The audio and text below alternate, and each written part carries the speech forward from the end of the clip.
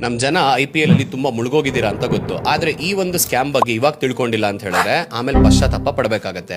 April 16ನೇ ತಾರೀಕಿಂದ ನಮ್ಮ ಕರ್ನಾಟಕದಲ್ಲಿ ಸೆನ್ಸಸ್ ಡೇಟಾ ಕಲೆಕ್ಟ್ ಮಾಡೋದಕ್ಕೆ ಮನೆ ಮನೆಗೆ ಈ ಗವರ್ಮೆಂಟ್ ಇಂದ ಅಫಿಷಿಯಲ್ಸ್ ಬರ್ತಾರೆ.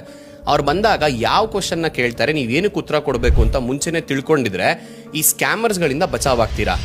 ಈ 20 ಬೇಸಿಕ್ ಕ್ವಶನ್ಸ್ನ ಬಿಟ್ಟು ಯಾವುದೇ ರೀತಿಯಾದಂಥ ಎಕ್ಸ್ಟ್ರಾ ಕ್ವಶನ್ಸು ನಿಮಗೆ ಅಫಿಷಿಯಲ್ಸ್ ಕೇಳಲ್ಲ. ಇನ್ ಕೇಸ್ ಯಾರಾದರೂ ಬಂದು ನಾವು ಗೌರ್ಮೆಂಟ್ ಅಫಿಷಿಯಲ್ಸ್ ಅವರು ಸೆನ್ಸಸ್ ಡೇಟಾ ಕಲೆಕ್ಟ್ ಮಾಡ್ತಾ ಇದ್ದೀವಿ, ನಿಮ್ಮ ಫೋನ್ ನಂಬರ್ ಕೊಡಿ, ನಿಮ್ಮ ಆಧಾರ್ ನಂಬರ್ ಕೊಡಿ, ನಿಮ್ಮ ಪ್ಯಾನ್ ಕಾಪಿ ಕೊಡಿ, ನಿಮ್ದೊಂದು ಫೋಟೋ ಕೊಡಿ, ಅಥವಾ ಈ ಲಿಂಕ್ನ ಕ್ಲಿಕ್ ಮಾಡಿ ನಿಮ್ಮ ಫೋನ್ಗೆ ಒಂದು OTP ಬರುತ್ತೆ, ಆ OTPನ ಶೇರ್ ಮಾಡಿ ಅಂತ ಹೇಳಿದ್ರೆ ಫಸ್ಟು 112 ಫೋನ್ ಮಾಡಿ ಪೊಲೀಸಿಗೆ ಹಿಡ್ಕೊಡಿ. ಇವರೆಲ್ಲ ಸ್ಕ್ಯಾಮರ್ಸು. ನೆನಪಿರಲಿ, ಈ ಥರ ಯಾವುದಾದ್ರು ಲಿಂಕ್ ಮೇಲೆ ಕ್ಲಿಕ್ ಮಾಡಿದ್ರೆ ಅಥವಾ OTP ಶೇರ್ ಮಾಡಿದ್ರೆ ನಿಮ್ಮ ಫೋನ್ ಆಕ್ಸೆಸ್ ಅವ್ರಿಗೆ ಹೋಗುತ್ತೆ, ಆಮೇಲೆ ನಿಮ್ಮ ಬ್ಯಾಂಕ್ ಅಕೌಂಟ್ ಖಾಲಿ ಆಗೋ ಸಂಭವ ಇರುತ್ತೆ. ಈ ಒಂದು 20 ಕ್ವಶನ್ಸ್ನ ಬಿಟ್ಟು ಯಾವುದೇ ರೀತಿಯಾದಂಥ ಬೇರೆ ಇನ್ಫಾರ್ಮೇಷನ್ಸು, ನಿಮ್ಮ ಫೋನ್ ನಂಬರ್ನ ಬರೀ ಸೆನ್ಸಸ್ ಡೇಟಾ ಕಲೆಕ್ಷನ್ ಮಟ್ಟಿಗೆ ಕೇಳ್ಬೋದು ಬಿಟ್ಟರೆ OTP ಬರುತ್ತೆ, ಲಿಂಕ್ ಕ್ಲಿಕ್ ಮಾಡಿ, ಆಧಾರ್ ನಂಬರು, ಪ್ಯಾನ್ ನಂಬರು ಯಾವುದೊಂದೂ ಕೇಳಲ್ಲ. ಈ ರೀಲ್ನ ಫಸ್ಟು ನಿಮ್ಮ ಫ್ರೆಂಡ್ಸ್, ಫ್ಯಾಮಿಲಿ, ಎಸ್ಪೆಷಲಿ ವಯಸ್ಸಾಗಿರೋಂಥವ್ರಿಗೆ ಶೇರ್ ಮಾಡಿ. ಮನೇಲಿ ತಂದೆ ತಾಯಿ ಮಾತ್ರ ಇದ್ದರೆ ಅಂಥವ್ರನ್ನೇ ಈ ಸ್ಕ್ಯಾಮರ್ಸು ಟಾರ್ಗೆಟ್ ಮಾಡೋದು.